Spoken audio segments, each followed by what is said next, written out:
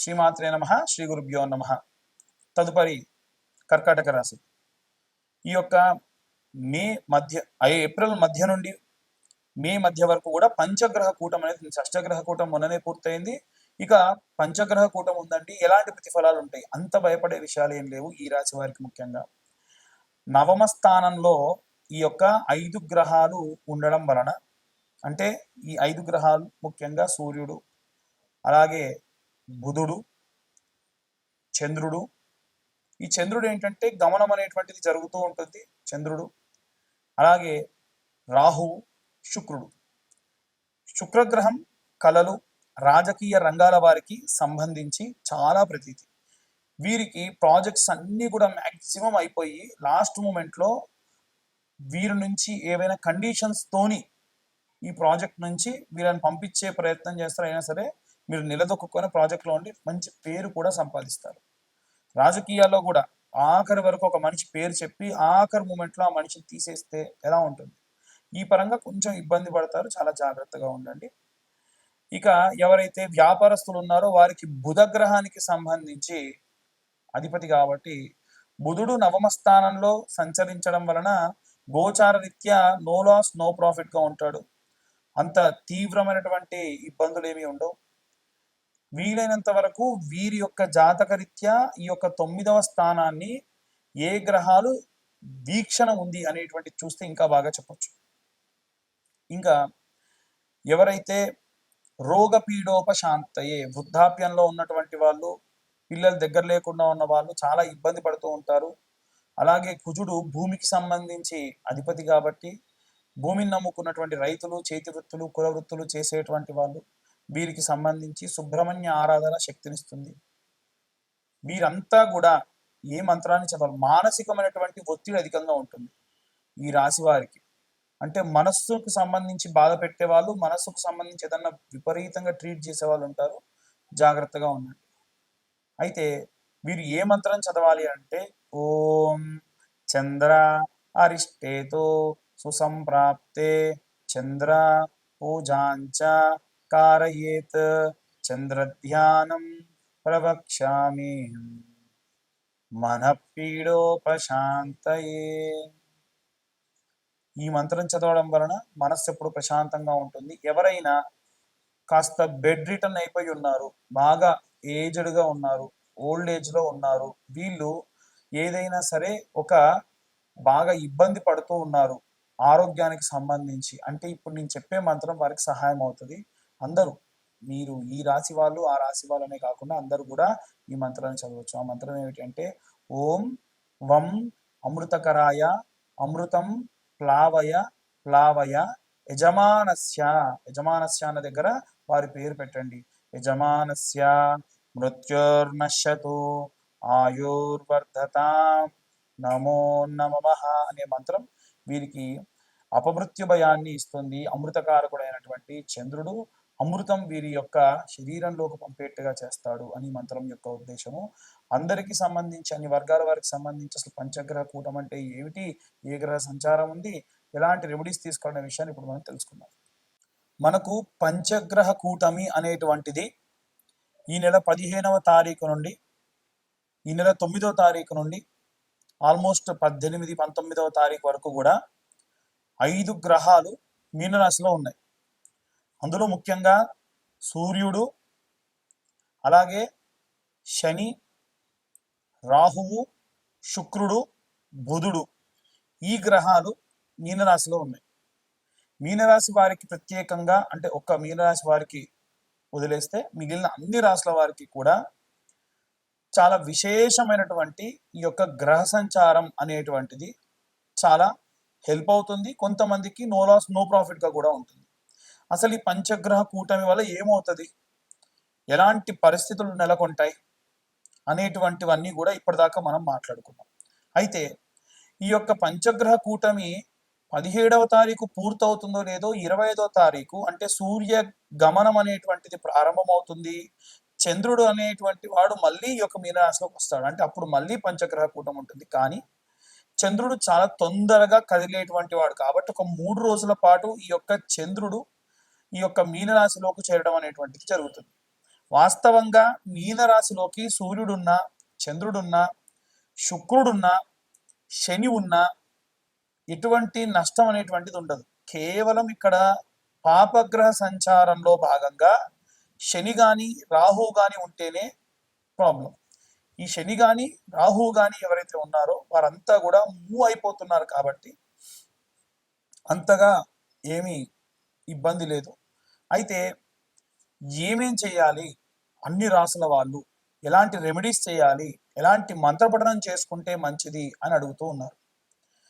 అందరికీ చెప్పేటువంటిది, కామన్గా చెప్పేటువంటిది ఒకటే ఏమిటంటే నవగ్రహ ప్రదక్షిణ. అందరు నవగ్రహాలు గుడికి వెళ్తే 3 చేద్దామా, 4 చేద్దామా, 5 చేద్దామా, 10 చేద్దామా, 11 చేద్దామా అంటారు. అలా కాదండి. నవగ్రహ ప్రదక్షిణాలు చేస్తే 21 ప్రదక్షిణాలు చేయాలి. 21 ప్రదక్షిణాలు సవ్య దిశలో, ఒక 6 ప్రదక్షిణాలు అపసవ్య దిశలో చేయాలి. ఎందుకంటే ప్రతి గ్రహానికి 3 సార్లు ప్రదక్షిణ చేసినట్టు. అప్పుడు ఎన్ని ఉన్నాయి? 9 గ్రహాలు ఇంటూ 3 అంటే 27. ఇప్పుడు 27 గ్రహాల్లో కూడా ఈ యొక్క 7 గ్రహాలకు మాత్రమే 3 ప్రదక్షిణాలు చొప్పున చేసి, రాహుకేతువులు ఎప్పుడు కూడా యాంటీ క్లాక్ వైజ్ డైరెక్షన్ లో తిరుగుతూ ఉంటారు. పాపగ్రహ సంచారం కదా, వాళ్ళు ఎప్పుడు రివర్స్ అనమాట. అంటే ముందు నుంచి కాకుండా వెనక నుంచి రావడము, ఏదైనా సరే కుడి చేత్తో కాకుండా ఎడమ చేత్తో చేయడం, ఇలాంటివి చేస్తూ ఉంటారు. కాబట్టి వీరికి మనం ప్రదక్షిణ కూడా అపసవ్య దిశలో చేయాలి.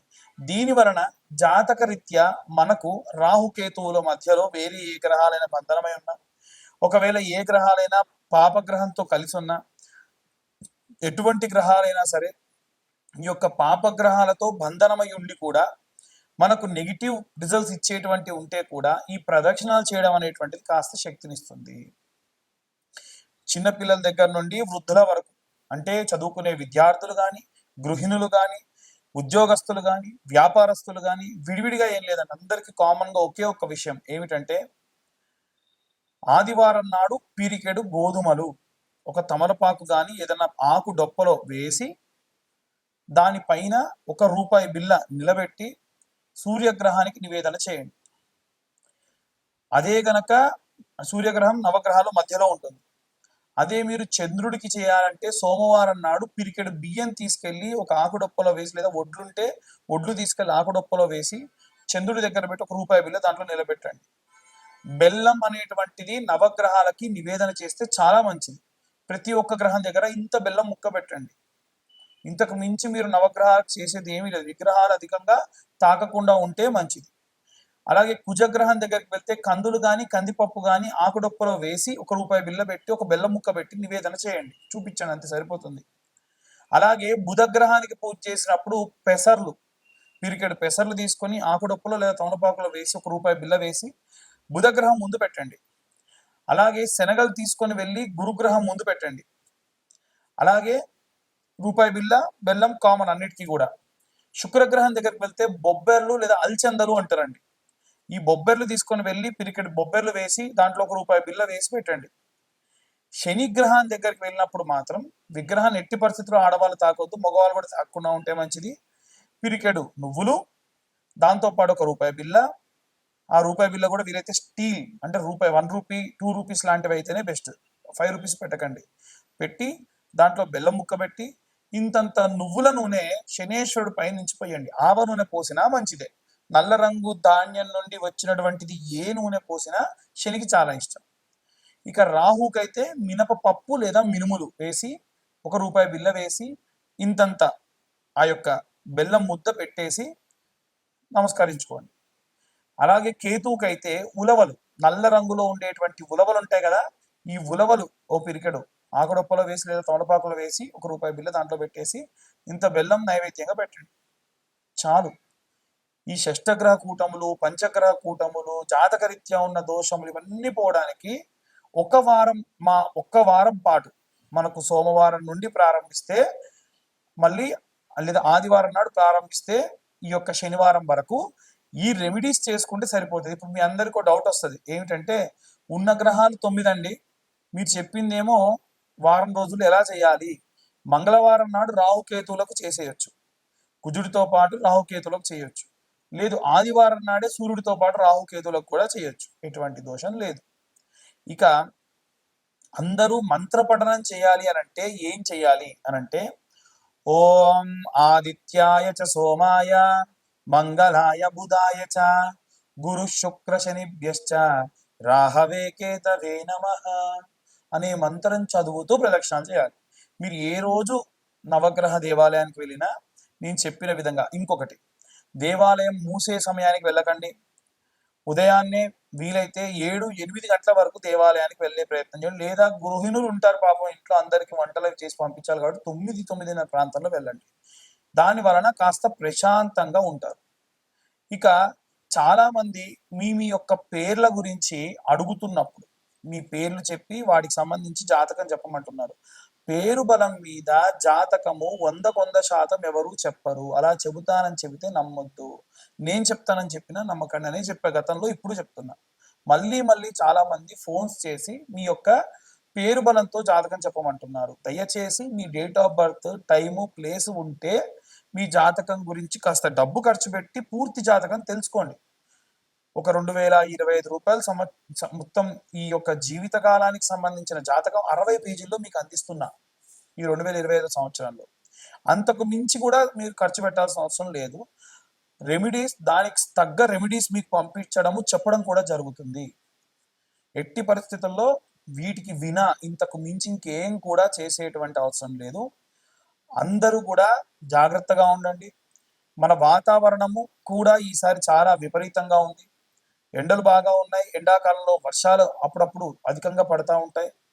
చాలా జాగ్రత్తగా ఉండండి. ఆరోగ్యం పట్ల ముఖ్యంగా పిల్లలు 12 సంవత్సరాల లోపు బాల్యంలో ఉన్న పిల్లలందరూ కూడా ఆరోగ్యం జాగ్రత్తగా చూసుకోండి. సర్వే జనా సుఖినో భవంతు. స్వస్తి.